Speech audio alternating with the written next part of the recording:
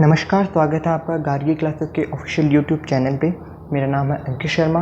आज के इस वीडियो में हम पब्लिक फाइनेंस के जो टॉपिक बजट है उसके बारे में बात करेंगे।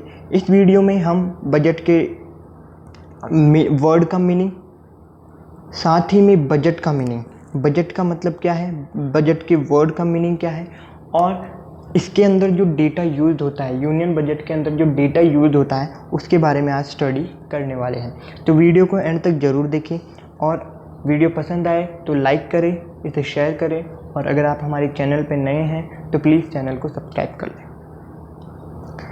सबसे पहले तो मैं बात करता हूँ कि जो टर्म बजट है वो कहाँ से डिराइव हुआ और इसका मीनिंग क्या है। तो देखिए, जो टर्म बजट है, the term budget has its origin from the French word bougette which means leather bag. देखिए, जो बजट वर्ड है वो कहाँ से डिराइव हुआ है, फ्रेंच वर्ड बत्ती से डिराइव हुआ है। देखो, फ्रेंच में बत्ती का मतलब होता था लेदर बैग, ठीक है। और जो ये सबसे पहले जिसने बजट वर्ड यूज़ किया था वो ब्रिटिश पार्लियामेंट्री में हम यूज़ किया गया था बजट वर्ड को फर्स्टली। इसका मतलब होता था कि जो पार्लियामेंट है उसके सामने एक स्टेटमेंट तैयार करना, जो कैबिनेट है वो एक स्टेटमेंट तैयार करेगा एक फाइनेंशियल ईयर के लिए और उसे पार्लियामेंट के सामने रिप्रेजेंट करेगा, ठीक है। ये होता है बजट का टर्म का मीनिंग। अब बात कर लेते हैं हम बजट के मीनिंग के बारे में। ये तो मैंने आपको बताया कि वर्ड कहाँ से डिराइव हुआ और उस वर्ड का क्या मीनिंग था। अब हम इसकी मीनिंग के बारे में बात करते हैं, इसकी डेफिनेशन के बारे में। तो देखिए, budget means an financial statement of income and expenditure is generally use for government but it could be of a firm, company, corporation etcetera. देखिए, बजट का मतलब क्या होता है, एक फाइनेंशियल स्टेटमेंट है। बजट एक फाइनेंशियल स्टेटमेंट है इनकम और एक्सपेंडिचर का। जनरली ये जो बजट वर्ड है वो गवर्नमेंट के लिए यूज़ किया जाता है, लेकिन ये किसी फर्म का भी हो सकता है, किसी कंपनी का भी हो सकता है, किसी कॉरपोरेशन का भी हो सकता है, किसी हाउस होल्ड का भी एक बजट हो सकता है। देखिए, आप घर में भी जैसे सपोज कीजिए कि आपके फादर की इनकम 50,000 रुपीज़ है, आपके फादर की इनकम मंथ के 10 डेट को आ जाती है, तो आप उस टाइम पर पहले डिसाइड कर लेते हैं कि इसमें से कितना सेविंग में रखना है, कितना एक्सपेंस हो जाएगा, क्या क्या परचेज़ करना है। तो ये सब जो तैयार करते हैं वो आपका एक बजट होता है, जिसे आप फैमिली बजट के नाम से कहते हैं। तो उसी तरह से गवर्नमेंट भी एक फाइनेंशियल स्टेटमेंट बनाती है एक फॉलोइंग एक फाइनेंशियल ईयर के लिए, जिसमें वो बजट एक एस्टिमेट बजट बनाती है और उसमें ये लिखती है कि हमें उससे कहाँ से इनकम हो सकती है और कितना कितना एक्सपेंसेस गवर्नमेंट को इस साल हो सकता है। तो ये जो स्टेटमेंट है वही बजट कहलाता है। देखिए, इंडियन कॉन्स्टिट्यूशन में जो आर्टिकल नंबर 112 है उसमें तो सेंट्रल गवर्नमेंट के बजट के बारे में डिस्क्रिप्शन दिया हुआ है और आर्टिकल नंबर 202 है उसमें स्टेट गवर्नमेंट के बजट के डिस्क्रिप्शन दिया हुआ है। ओके, अब बात कर लेते हैं कि प्रणब मुखर्जी ने बजट को लेकर या फिर इसकी डेफिनेशन को लेकर क्या कहा। देखिए, प्रणब मुखर्जी ने ऑब्जर्व किया, the union budget can not be a mere statement of government account, it has to reflect the government vision and signal of the policies to come in future. Pranab Mukherjee ने ये ऑब्जर्व किया कि जो यूनियन बजट है वो government accounts का एक statement ही नहीं है, जबकि ये हमें ये भी बताता है कि गवर्नमेंट का हमारे आगे का विज़न क्या है, वो आगे क्या क्या करने वाली है और जो पॉलिसीज गवर्नमेंट अपनाने वाली है आने वाले सालों में उसका बारे में भी हमें नॉलेज ये दे देता है। तो गवर्नमेंट प्रणब मुखर्जी के हिसाब से जो ये बजट है वो केवल और केवल कोई फाइनेंशियल स्टेटमेंट ना होकर एक गवर्नमेंट के विज़न को बताने वाला और उनकी जो पॉलिसीज़ हैं उनको बताने वाला भी एक ज़रिया है। ओके, अब हम बात करते हैं जो डेटा यूज़ किया जाता है बजट में।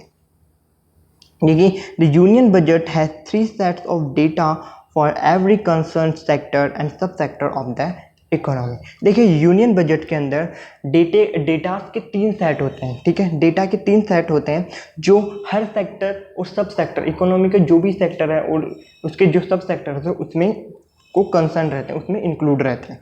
तो देखिए, सबसे पहला जो डेटा होता है वो तो प्रीसीडिंग ईयर का मतलब यहाँ पे क्या हो गया, प्रीवियस ईयर के बारे में। जैसे सपोज कीजिए हम बात कर रहे हैं बजट की 2021-22 के बारे में।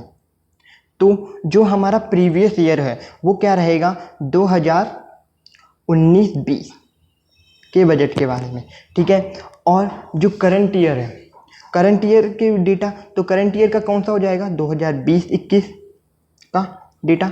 और जो फॉलोइंग ईयर मतलब जो अब हमारे पास फरवरी के 2021 के फरवरी में जो बजट आया है वो जो है वो फॉलोइंग ईयर का है, मतलब 2021-22 का बजट है जो 1 अप्रैल 2021 से अप्लाई होकर 31 मार्च 2022 तक रहेगा। तो वो क्या हो जाएगा, हमारा फॉलोइंग ईयर का बजट रह जाएगा, ठीक है।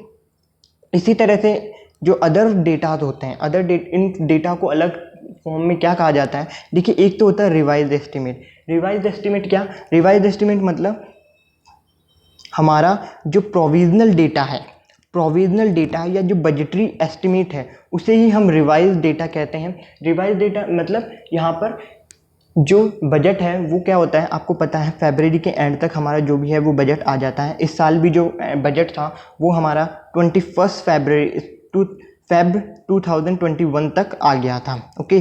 तो अब लेकिन जो फाइनेंशियल ईयर वो कब कंप्लीट होगा, 31 मार्च को, राइट। 31 मार्च 2021 को जो हमारा फाइनेंशियल ईयर वो कंप्लीट हो गया था, लेकिन जो बजट है वो फेब 2021 तक ही हमें देना होता है।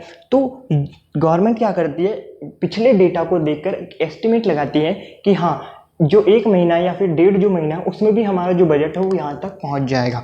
तो ये क्या होता है, एक रिवाइज एस्टिमेट होता है जो करंट एस्टिमेशन बताता है, क्योंकि जो बजटरी एस्टिमेट और प्रोविजनल एस्टिमेट है उसकी जो क्या होता है करंट एस्टिमेशन को एक्सप्लेन करता है। ये कंटेम्प्रेरी सिचुएशन होती है, ठीक है। इसके बाद में बात करते हैं क्विक एस्टिमेट की। क्विक एस्टिमेट क्या है, क्विक एस्टिमेट देखिए, quick estimate is the kind of revise estimate which shows the most latest situation and is useful in the process of going for future projection for some sector और sub sector. देखिए quick estimate जो revise estimate है उसी का ही एक तरह का part है।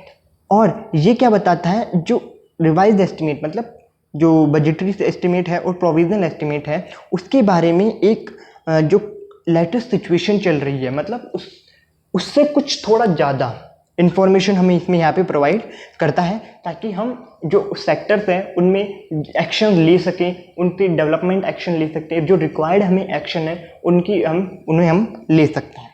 इसके बाद में आता है advance estimate. Advance estimate is the kind of quick estimate but done ahead of the final stage when data should have been collected. देखिए एडवांस एस्टिमेट क्या है, एडवांस एस्टिमेट एक तरह का क्विक एस्टिमेट है, लेकिन ये कब कलेक्ट किया जाता है, जब हमें पास पूरा जो डेटा है वो कलेक्ट हो जाता है, तब जो हमारा एस्टिमेट है वो एडवांस एस्टिमेट में आता है। अब मैं आपको एक चीज़ समझाना चाहता हूँ कि देखिए हमने बात की थी डेटा में, एक तो प्रीवियस ईयर की डेटा के बारे में, एक करंट ईयर के डेटा के बारे में, और एक लिया था हमने सक्सीडिंग ईयर मतलब फॉलोइंग ईयर के डेटा के बारे में। तो देखिए इस साल की बात करते हैं। देखिए इस साल जो बजट आया हुआ है क्या है, 2021-22 का बजट आया है इस बार, ठीक है। जो करंट ईयर का जो बजट था वो क्या रहेगा हमारा 2020-21 का, ओके। और जो प्रीवियस ईयर का जो बजट है वो क्या रहेगा हमारा 2019-20 का, ठीक है। अब देखिए एक चीज़ समझने की कोशिश कीजिए, आप कंफ्यूज हो रहे होंगे प्रेजेंट ईयर में तो हमारा क्या है 2020-21 होना चाहिए, लेकिन ये फॉलोइंग ईयर में क्यों जा रहा है। तो आपको पता है जो जैसा कि मैंने अभी इस वीडियो में पहले बताया कि जो डेटा है वो क्या आ जाता है हमारा फेब तक आ जाता है। एक जो हमें डेटा प्रेजेंट करना है 1 अप्रैल से जो बजट अप्लाई होने वाला है वो कब आ जाता है हमारा फेब तक, ठीक है। फेब के एंड तक हमारा जो बजट है वो आ जाता है। वो अप्लाई कब होता है, 1 अप्रैल से अप्लाई होता है। तो ये जो डेटा है वो जो बजट है ये जो बजट है वो नेक्स्ट ईयर के लिए अप्लाई होगा, ओके।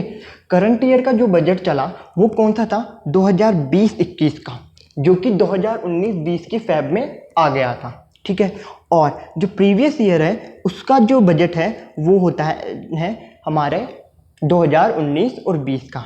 तो सिंपली जब बजट की हम वो कैलकुलेशन करते हैं, बजट के अंदर जो डेटा करे वो 2 साल के साथ में आता है, ठीक है, 2 साल में, जिसमें एक तो करंट ईयर होता है, दूसरा एक प्रीवियस होता है, साथ ही में एक फॉलोइंग ईयर मतलब सक्सीडिंग ईयर भी होता है।